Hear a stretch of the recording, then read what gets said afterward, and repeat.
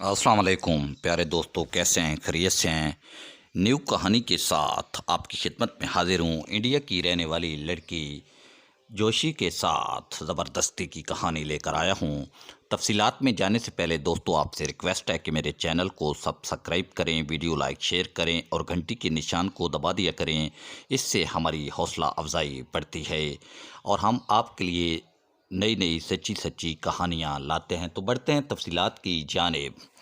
India Hyderabad की रहने वाली लड़की जोशी का कहना है कि एक दिन जब मैं बाज़ार से वापस आ रही थी तो थोड़ी जगह जी वो थी जहाँ रश कम था और लोगों की आमदोरफ्त बहुत कम थी।